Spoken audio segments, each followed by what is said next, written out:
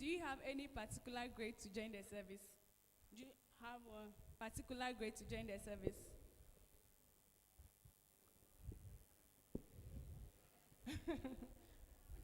For what he know, but I believe that. So my senior man will respond to that. So, with the grades at your level, all you require is C6. That's the minimum you can go. C6. And you have to pay attention to your English, Maths, and Science critically. Yeah, so that's the level. So, I think if you further into the university, at least you should be able to get a second class lower to give you a great opportunity to join. That's what I can tell you, and that's what is going on. There you have it. So last question, then I conclude. Madam, already the work you are doing is for men. Actually, I'm not saying it's for men. Like I say, relax. The nature is more masculine. Yes. So how does it affect you as a woman, like your social life, marriage, and all those things? Oh, okay. I'll start with it. The bottom line is we are all looking for what? Jobs. So the first point of call is it is a job, or it's a job that I have decided what to do. Number two, yes, by virtue of the nature of training, it seems masculine. But it will shock you that in training, a lot of the women outperform the men in terms of, especially rifle drills. When it comes to weapons, the women outperform the men. So there's nothing like it's for men, it's for women. I cannot speak, I cannot talk about my personal issues, but there's a sense of, if you wear the uniform, there's a certain level of intimidation that may come with, right?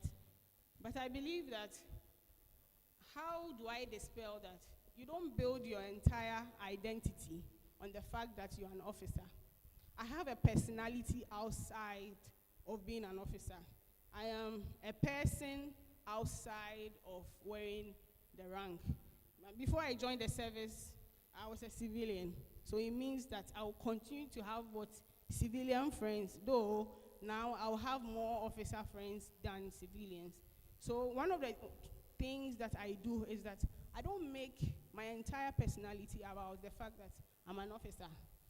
So if you see me outside, the chances that I'll tell you I'm a nurse is high. The chances I'll tell you, because there's always who, like, if you say you're officer, then the person is stepping back as if you're coming to do them, you see. And you're talking about marriage, it doesn't affect it. It shouldn't. Because if you're a man, and I'll say this, if you're a man, you have to be secure in yourself. So my position, because my viewpoint is that it is a job. As a person, I need to eat. Take it from that perspective. I need to have an occupation to take care of myself. I cannot, and I have dreams as a person. I'm not just a woman, I have dreams and goals.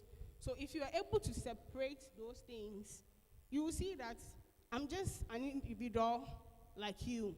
Yeah, you are a man, I'm a woman, but we are all individually unique in our own ways.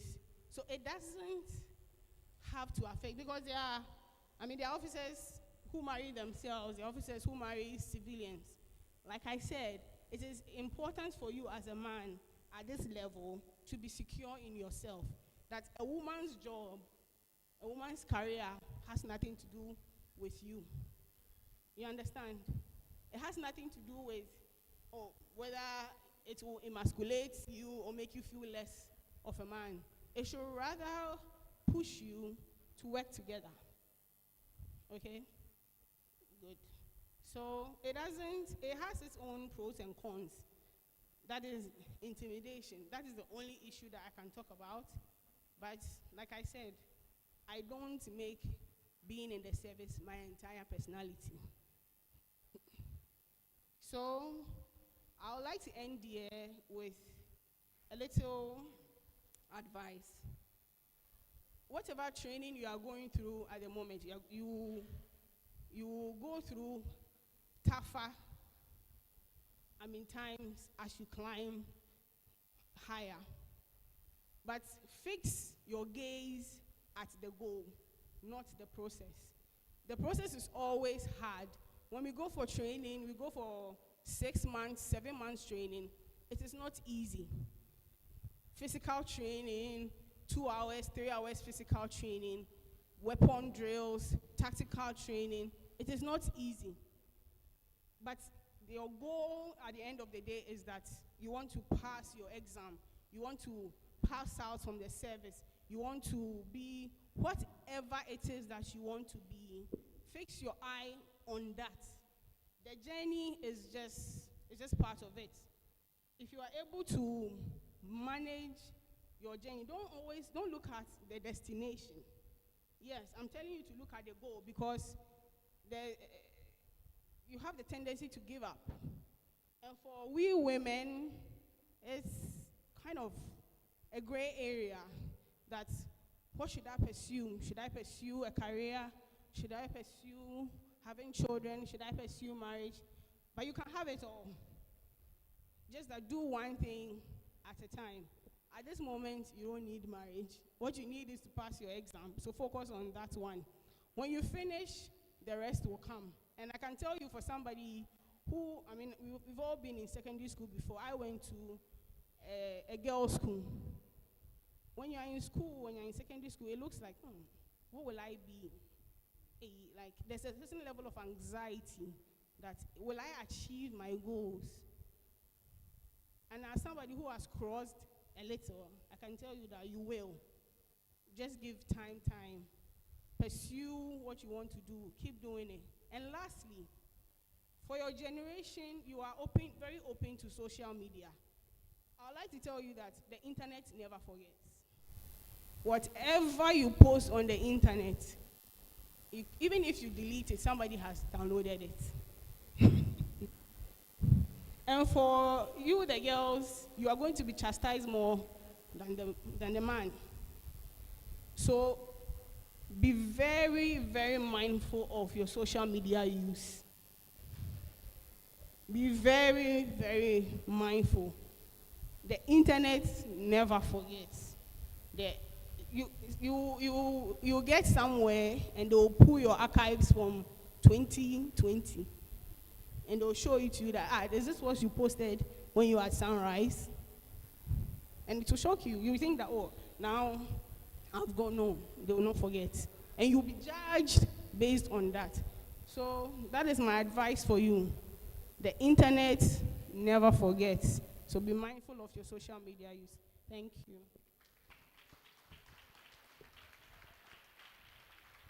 Thank you so much, ASI Belinda. Let's give it up for her bigger. All right. Thank you so much. So we'll move on quickly to our next speaker. We are very, very, very much behind time. So we'll move on quickly to our next speaker. We'll have ASP Irene Tamora Allen. Let's give it up for her. Hello. Hi. How are we all doing? Yeah, fine. Okay, so I'm ASP Irene Tamora Allen, okay, from Ghana Prison Service. Okay, before we start, I'm working on my presentation. So before we start, let me give you a story, okay? Oh, you're not ready to listen to my story? You don't want to listen to my story? Okay, then let me go back. Okay, so some years back, when I was like you, when I was coming to the senior high school, I wanted to go into journalism. And I said I wanted to pursue a course for journalism. And everyone said journalists are not paid well. Those in the media are not being paid well. So look for another opportunity or look for another career to pursue on. Then when I got to the senior high school, I still said I wanted to be a journalist. And my dad told me, you think all those on TV you see every day, they are being paid well? Most of them, they come back home and then they don't get enough salary to take care of their family. So you should look for something else. I still wanted to be a journalist. So when I had the opportunity to go to the university, let me tell you a short story there before we continue. After I completed senior high school, I had an opportunity to work with a microfinance because we all know that when you complete senior high school, you'd be like, oh, I have some few periods to stay at home, so let me get myself engaged. You are coming, you will soon get there. So I decided to go for the microfinance job. And when I got there, my first year after working there, most of my colleagues who had also completed senior high school and were all working there, most of them decided to go to school. They decided to go to the university. That means whilst we were working there, they bought forms to go to the university. And I was still there. Then my then operations manager for the microfinance, it's a popular microfinance, Talent Microfinance. Those who know MTN, the other office to the market side, there's a microfinance there. It's a story buildings on top. So the operations manager told me that I'm doing well with a job. And by then, they were paying me 200 cedis. And 200 cedis in 2013 was a lot of money. I won't lie. It was good for me as a SS leaver. Coming to work somewhere and they are paying me 200 cedis for a month. And at the end of the weekend, they give you 41 cedis like weekend allowance. So by then, my transportation in and out, in is 1 cedi, out is 1 cedi. So my transportation in and out from the house to work for the week is like 12 cedis. So I still have some money to take care of myself. And because I was working with a microfinance, we work with market women. So you go to market women to take, do you know what a mobile banker does? Those who take the susu in the market with their bags. Yes, so that's what I was doing. So my operations manager told me that I was doing well. Why don't I stay there, do a distance course, then when I get maybe a diploma in finances, because I didn't do business in the senior high school. So I start with a diploma in financing and everything. Then maybe I can pursue a degree, then stay there since I already have a job.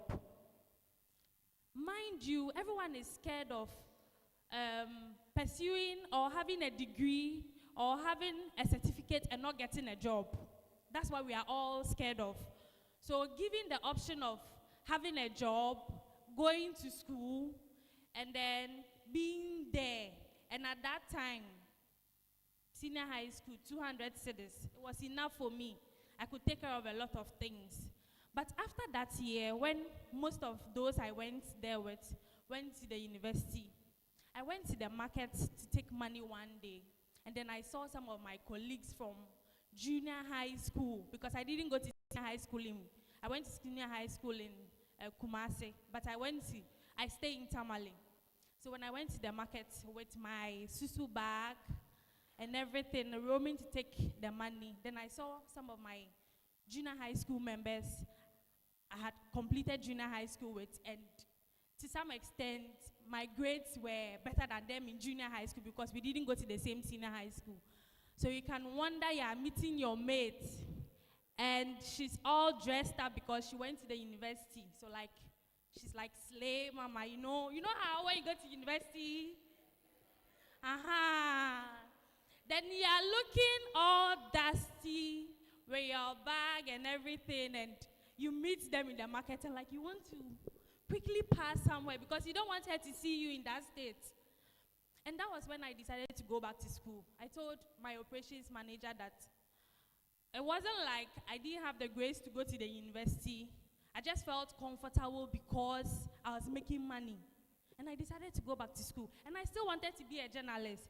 So the course I read in the university was development communication, which has a little bit of PR, it has a little bit of journalism, it has a little bit of theater, and all of that, because I want the going may be, sometimes starting is very difficult, but you should aim at something.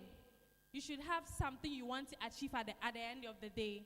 And when you do that, you'll be able to you're able to achieve something tangible. So sitting down to reflect and realize what you actually want will build you into someone better for yourself. What do you know about Ghana Prison Service?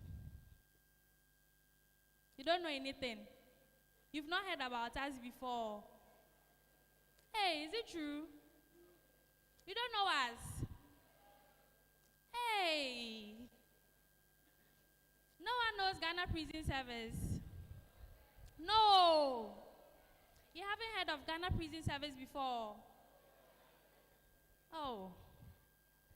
So, the women in brown, we are almost mistaken for fire service because we are all in brown, but our shade of brown is different, okay? So, a prison officer or an officer is the person that sees to the safe custody of a prisoner, okay? You may ask, who is a prisoner? A prisoner is someone that, by the laws of Ghana, they've committed something, a crime. They might even be under investigation, but because of their level of crime, they need to be somewhere for them to investigate and give them a final ruling. So they are being brought to prison, okay? And a prison officer is the person that makes sure that they are in safe custody or they are being taken care of. So let's bring it here. Please, you are not prisoners, but I want you to understand what we do. So, like senior high school students here, you are in the boarding house, and your teachers are taking care of you. Do we understand that? So, those in their house are the prisoners, and the teachers that are taking care of you to make sure you are okay are the officers. Please, do we understand that? So that's what prison officers do. So just like your teacher is making sure that when it's time for you to go and take your bath, you go and take your bath. When it's time for you to sleep, you sleep. When it's time for you to eat, you eat. When it's time for you to wash, you go and wash. Do we understand that? That's what we do with the prisoners. So we make sure that people that are falling short of the law or have been brought to our custody are well taken care of, and they are safe and secured without any external forces coming in, for them to be released out at the appropriate time. Hello? So have you learned something? Do you know what we do now? So I think because we are always confined in an environment with our people or with the inmates, you don't see us outside because we are always inside, just like you are in the boarding house. We don't come out. We make sure that ourselves and the inmates we are together. They are safe. Just one or two people, you see them outside. Please, do we get the concept here? Okay. So what is the mandate of Ghana Prison Service? What is the mandate of Ghana Prison Service? What do we do? One, we make sure the prisoners are in safe custody. So we make sure that the inmates or the prisoners we have in our custody are safe, they are of sound mind, they are healthy, they are fit, and they are comfortable. That's what we do. So we make sure that those they've brought to us, next one. Those they've brought to us are in safe custody. That means they are okay. There's nothing bothering them. Do we get that? That's the first thing we do, safe custody. The second thing we do is their welfare, prisoners' welfare. everything that concerns their well-being. So if prisoners need water to bath, we are not those supposed to fetch the water for them. No, we don't do that. But we are supposed to make sure that there's water for them to bath. If prisoners need food to eat, we make sure they have food to eat, where the government supplies the food. Or sometimes we also go around to beg or solicit for funds to feed them. That's their welfare. We have reformation. Everyone that is brought to prison, we try as much as possible to renew their minds, okay? Because outside, they are seen as criminals. They are seen as people that have faulted, or people that have broken rules and laws of the land. So they are being brought for correction. So basically, we make sure that we give them things that can equip them. So for reformation, we try as much as possible to give them maybe counseling sessions where they are able to, some of them come to prison and the things that bring them in there may just be depression. Out of depression, the person committed a crime. Out of anxiety, I want to know what is inside this box. That one can even lead you to prison. I just want to know what is here. The person goes there and then finds himself or herself in trouble. And that's all. We've arrested the person. They've brought the person to prison. So we give them, for information, we give them time for counseling. We have church services for them so that we believe that when you get to know God, it also renews your mind. It changes how you think. It corrects your path on certain rules. So we give them those things. That's the reformation. Then we give them rehabilitation. What is rehabilitation? Most of them find themselves in the confined area because they don't have jobs. They don't have food to eat. They don't have money. So what we do is that with rehabilitation, we equip them with skills. It could be carpentry. It could be dressmaking. It could be hair making or anything. It could be beadwork, how to farm, how to fish. It could even be school, because some of them come to prison and they start to write BEC. They write the Awasi. Some are even in the university, in prison. Yes. Some are in the university, in prison. People come to prison and at the end of the day, before they leave, they are pastors. Because they came to prison. That's just something we want to do to change your perception, to change your mindset, and to make sure that you are well equipped. Because if hunger brought you to prison and we don't find a way to give you a skill that can make you money, when you go outside, you will still come back. Do you understand? So as prison officers, we make sure that they have skills. So when you come to prison, we give you the chance to choose where you want to, whatever you want to do. If you were learning a skill before you came, we give you the chance to continue. Some of our uniforms we wear, prisoners sew them for us because we are teaching them to have that skill. Please, do you understand? Okay, so what are the 4 mandates we have as prison officers? Let's go. Okay. Okay. Okay. Can we clap for ourselves? Then one may ask, how do I become a prison officer? I think most of you want to know. Before we go there, the basics of being a prison officer, I would say it's slightly different from the other security services. Why? Because even though we are trained to use weapons and other things, we mainly don't use it in our operation. Please, do you understand me? Hello? We are trained to use weapons, like you see them with the rifles and everything. We are trained to use it, but we mainly don't use it in our operation. In dealing with the inmates, we don't use it. Prison work basically deals with intellect. Okay? It deals with mind. I'm not trying to make it look special, but any person you see as a prison officer working with prisons, you should applaud the person because the person is always thinking, okay?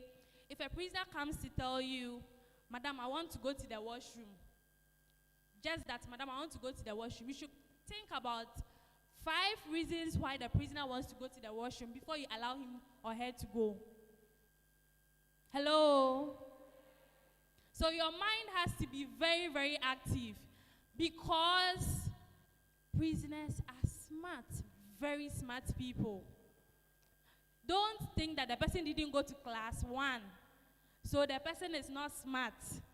No, they are very smart people.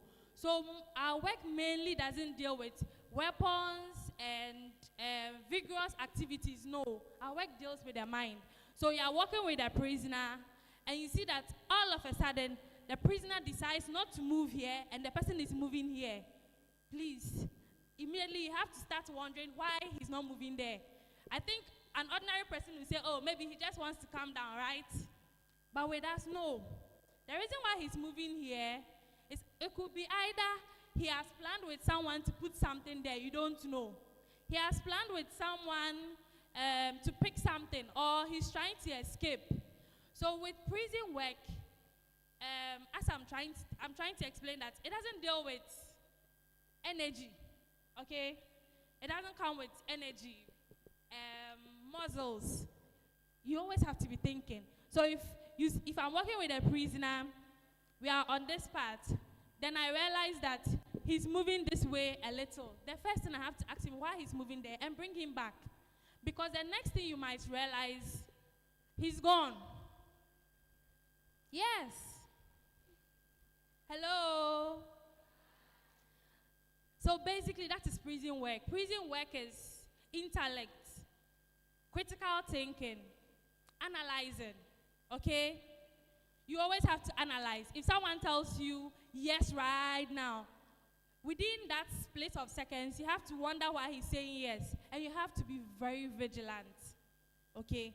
Dealing with prisoners, that's the work of a prison officer, very vigilant. If I'm moving with you, then all of a sudden I see that you are looking at a particular direction. A normal person will be like, oh, maybe he's thinking. Prison officers, we don't give chance. If he starts looking there, you should suspect that there's something there. So you should quickly move the person to the other side. Hello? Please, are we getting the concept of a prison work? So basically, our job entails thinking smarter than the prisoner, analyzing things that prisoners tell you, and working with them. Most of the times, when people come to prison, they are asking us, how are you able to deal with this person? So do you play with them? Yes. Because that is how we can be able to control them, okay? That's why I said, even though most of the services, they teach us how to use their weapon and everything, we don't use it in our daily activities. We only use it outside the prison. So we don't use the rifle or what you know as the gun. We don't hold it in prison. We use it outside. Hello? Please, do we get what prison work is about? Okay. So how do you become a prison officer? First of all, like we all know of late, you have the intent of being a prison officer, so you buy the forms. And then you fill with whichever qualification you have. So for the junior rank, everything we are saying, we are almost all doing the same thing. So if you pay attention, you understand everything very well. So with the junior ranks, you can start with WASI, as you are completing right now. If your certificate is okay with all your passes, you can buy a form to be a prison officer. For junior high schools, it comes with a clause. Some are sports, drivers, and all of that. You can buy the form and apply. Okay. So after you apply, what do? We have the physical screening.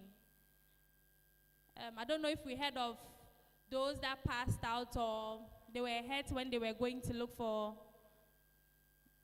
the military. Oh, we didn't hear that. You didn't hear that? Okay. So we go for the physical screening where they check your body to see if you are fit. We have things that we require. When you get there, you will know what we require. But we have physical things that we require for you to be a prison officer. Then from then, we write aptitude test. We write an exam. Whether you're coming with WASI or you're coming with a degree, we all write exams. So basically, the exams is about critical thinking. Basically, it's about critical thinking. The questions, I know you asked me, so let me just say it that way so that you understand where it is. It's just basically critical thinking. Like some of the math questions we have, Abna was 10 years old. Abna is 10 years older than the sister, and the sister is now 40 years old. How old is Abna? Do you get the question? So it requires that you think, but you will get the answer. It's not something difficult, okay? Okay, then from there, we go to medical screening. Medical screening, that's where we are being sent to the hospital to check on your well-being, how fit you are, check on certain things that we need to know, and certain diseases or what would I say? I don't want to mention a particular one, but certain diseases that might not be good for you to be in the service, okay? That's what we do. Then if you're able to go through these 4 stages, you are then called to come for training. Do we get it? After you've gone through the buying of forms, the physical screening, you go through the writing of the aptitude text, and then the medical screening, then you are called to go for training. And for the training, it varies, okay? Normally, from 6 months going. I had my training for 1 year, yes. But sometimes it's within 6 months. We barely have 1 year, just once in a while we have 1 year, 1 year, 1 year. But mostly within 6 months, you are done with the training, and then you pass out. Then come and wear the beautiful uniform I'm wearing here. Okay, so what are the ranks we have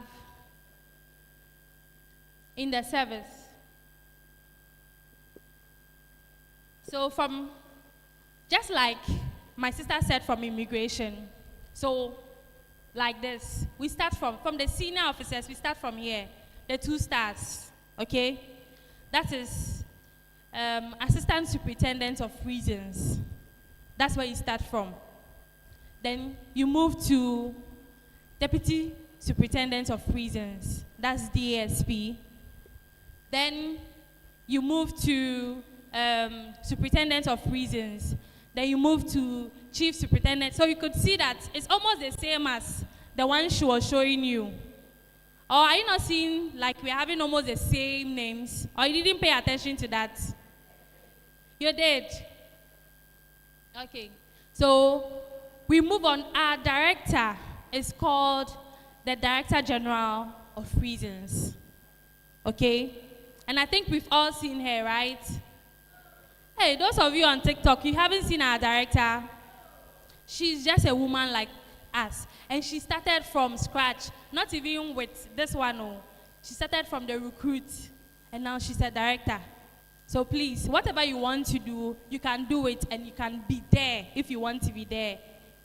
So someone may ask that, what are the challenges we face as prison officers? what are the challenges we face as prison officers? Some of the challenges we face as prison officers is stress. I'm not scaring you, but that's the truth. There's a lot of stress being an officer, okay? Because most of the time they'll tell you that your time belongs to the government, and anytime they call you, you should be readily available to work. And that's stress in another way. I'll say that's discipline, okay? For them to call you right now and say you need to be here, and you are there. And we don't have a real structure of our working activities. Like maybe you come at 8 every day, close at 4. Sometimes with our jobs, you go for nights, you go for afternoon duties, and you come in the morning. Okay? So we have like 4 shifts. We have the main one, which is for administration, where we start at 8, close at 4. Then we have those who change the night. We call it early shift, where you start at 5 a.m. Then by 2 p.m. you close. Then afternoon shift will take over from 2 till 8 p.m. Hello? Okay. And then we have another disadvantage is we have a strict working environment. So those of us who don't want them to tell you to sit down, go here, you don't want anyone to talk about your matter, then you cannot become an officer, or not even prison officer. You can't become any officer, because everywhere you go, you have it, and they will definitely tell you, go here, come here, even if you don't want to. I know to some extent it's an advantage, but I think most of you don't like it. Do you like that? Do you like that? Hey, then you can't become an officer, or not even prison. All of us, that's what we do. Yes, sir, master, that's all. Like, yes. Hey, you don't want to do that. Oh, no, but it's beautiful. Sometimes when you looting, don't you admire that? Don't you admire that? And don't you want someone to do same? Do you want someone to do same for you? So if you think it's beautiful, you think it's just beautiful because I'm saluting someone or someone is saluting me. But you don't want to go through the small drill that makes it beautiful. We don't want to do that. Okay, what are the advantages of being an officer? One, you have job stability. You know that you have a job where it's stable. You have a stable source of income to be able to take care of your needs.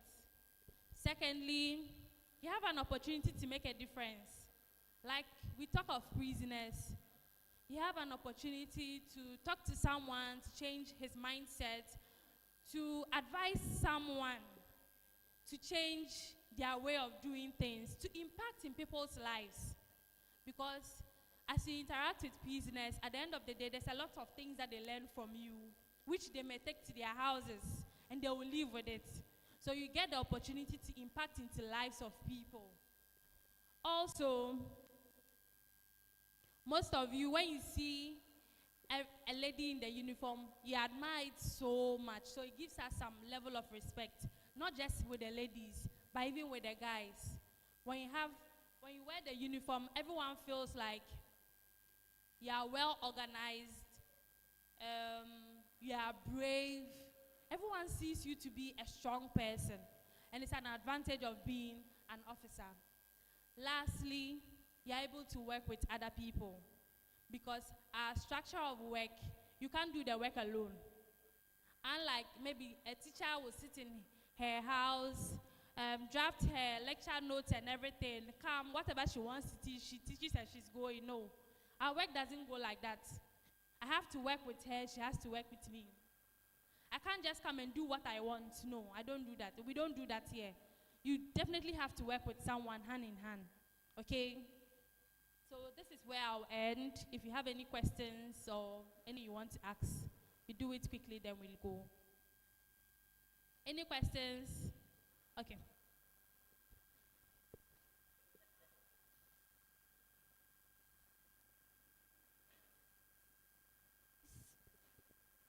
Since you said that you don't use your rifles in the prison, what if a prisoner attacks you? What do you do?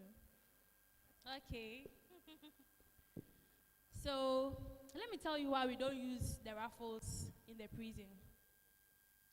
Because most of these prisoners, as I said earlier, they are smart.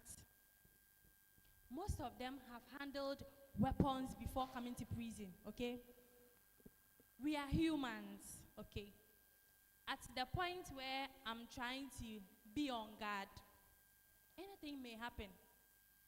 I may have my family problems, and just within a twinkle of an eye, my mind may go off. Within a twinkle of an eye, you think you're at work, but just within a short time, you've remembered that you haven't paid the school fees of your children, or there's something you need to settle. Then your mind goes off, and the raffle, you're holding it. And I told you, inmates are very smart. They are very calculative. You think he's sitting there, he's watching you. Immediately he realizes that your mind is gone. You see that when your mind is gone off, sometimes you gaze at a particular place for a long time, and everyone can see that your mind is off. So you think you are sitting there, you are watching them, then he realizes that your mind is off. Quickly, he can come for the weapon. And if he's coming, he's not coming alone. Everyone wants to go away. They are all not comfortable being in prison. No one, because we've taken their freedom away from them. They don't have the freedom to do what they want to do. We tell them what we want them to do. So the fact that even as you are here, sometimes you want to sleep, and your teacher is telling you, wake up at 4:30 and go to your plot. Isn't it stressful? Wake up at 4. You feel like, oh, if I sleep and even wake up at 6, I can go to my plot. But the teacher is saying that don't sleep till 6. 4:30, go to your plot. It gives the person a lot of discomfort. So if you are with a weapon and they are coming to attack you, when they attack you, you are the first person. So let's say I'm with a raffle and he comes. Whilst he's coming, he's not coming alone. All those he's sitting with, they all want to run away. So when they realize that he might just give them a signal, and then quickly they come for it. When they come for it, you are the first person they will attack. But being there without weapons, we are trained to talk to them, okay? I know they are hardened criminals, but we are trained to talk to them. We handle them like our brothers and sisters. We don't handle them like their inmates. And we make sure that there are a lot of things we don't allow in prison. We don't allow mirror, canned food, comb, perfume, those things. Because we know what a prisoner can use it to do to us. So when they don't have access to all these things, if he's coming to beat you, and you've locked the door, the prison door is always locked. Those of you who have come to prison before, how many of you have been to prison before? You see that whenever you pass through that small gate and you bend down into it and you come, when you turn your back, don't you realize there's a padlock there? There's always a padlock. We always lock the door. And if we've locked the door, you are coming to beat me. Where are you picking the key from? To go. And by the time you even pick the key to struggle to open, sometimes it's not just one key. There are about 3 keys on it. Which one would you know is the lock to the padlock? Do you understand? So we make sure that for this not to even happen, for us not to have the blows, because we don't have weapons, we make sure they are comfortable. We always make sure they are comfortable. So we make sure if they need food to eat, they have food to eat. If they need water to bath, they have water to bath. And miraculously, it looks like there's a nice way, because sometimes police don't experience that with them, because they are always hyper and all of that. But then when they come to prison, the setting of prison is different. So we are able to talk to them. We don't handle them like inmates. We don't handle them like prisoners. We handle them like our sisters and our brothers.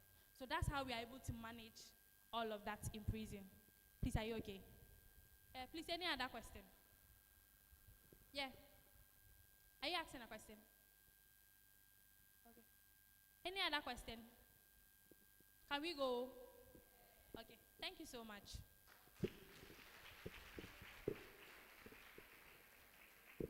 Thank you so much.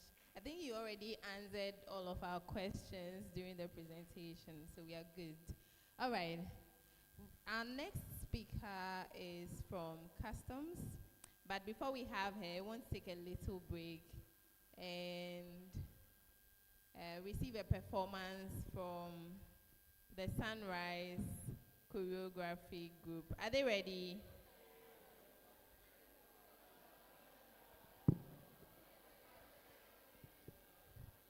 Are they ready? If they are not ready, we'll just stretch our bodies and continue.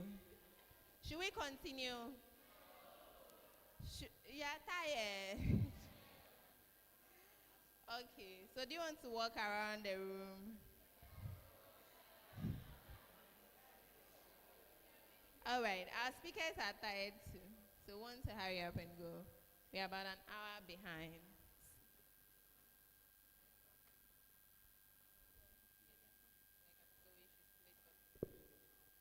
Okay, so while we wait for them, you can stand up, stretch your body, talk to someone from a different school. Hey, we are all going out. Okay, so we have 3 minutes to come back into the hall. 3 minutes.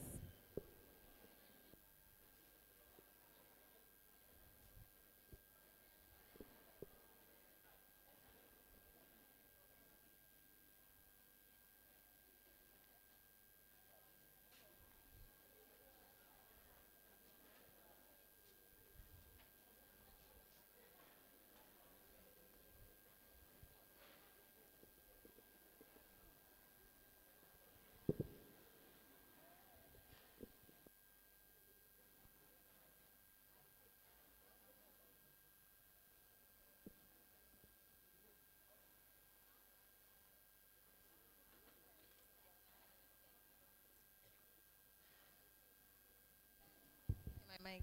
You have 3 minutes to return. Oh, please walk fast.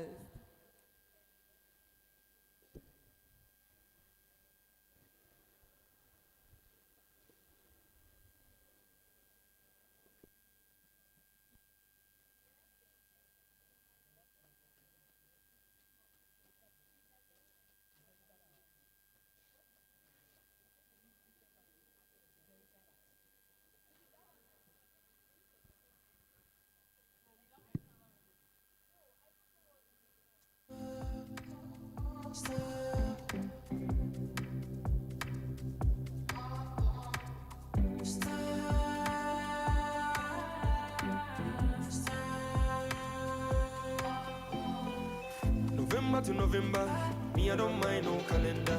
Come on, let's ride, I'm a running man.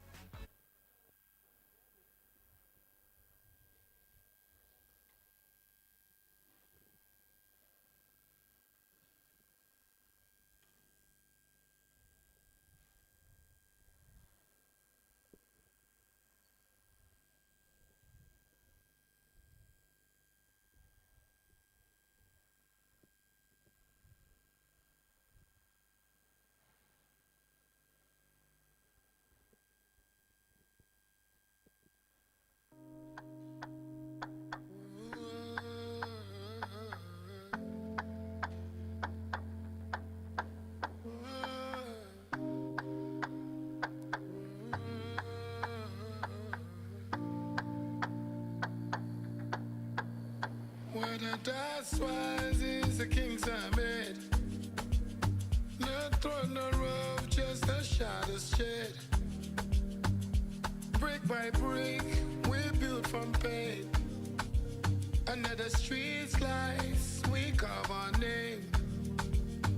The horns blow loud, they sing our fight. We chase the dawn through endless nights. Street card of my head, I'm staying.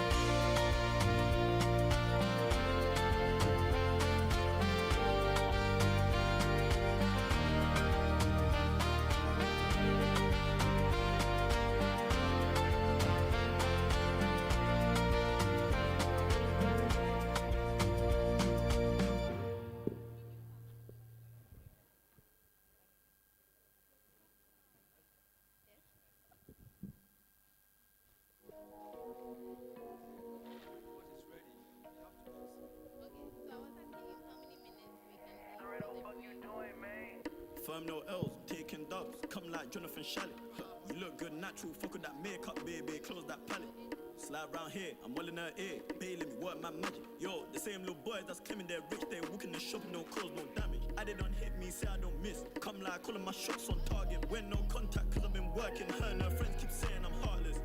Toy the bay, I'm an artist. I walk in and my pocket's the largest. And she saw that I roll with a clip full of members. Shocked that she yelling out rotted. Girl try say that I'm so conceited, full of myself. Or you think I don't know that? Do my little dance with a grill in my mouth, gritting my teeth. Hello. Sunrise students, let's go have our breakfast. 15 minutes, we'll come back. Breakfast. 15 minutes, we are back to continue the program. Please, let's be fast with it. 15 minutes. Just 15 minutes, breakfast. Thank you. This yardie's telling me dance. Shit, I should've just flung my shoulder. 079, hand it over. Whole team bowlers, Guardiola. Chain too cold, could've caught pneumonia. Put it on when I link Cadiola. See me, I don't tolerate snakes, don't tolerate fakes, so I cut the cobra. Why they got me bookie? Texting my phone, hey Pookie. Ha ha ha. Here Dookie. Ain't heard of your ex like Hoosie. Post my fix on the net, no movie. 2 man step on the brown in 2-piece. Slide on the body like 2C. Still come off like a fade, no boosie, bitch. Income multiple ways. And my bro sit pink lemonade. The bad be calling me baby and calling me my man. Said I got multiple names. The murky swerving.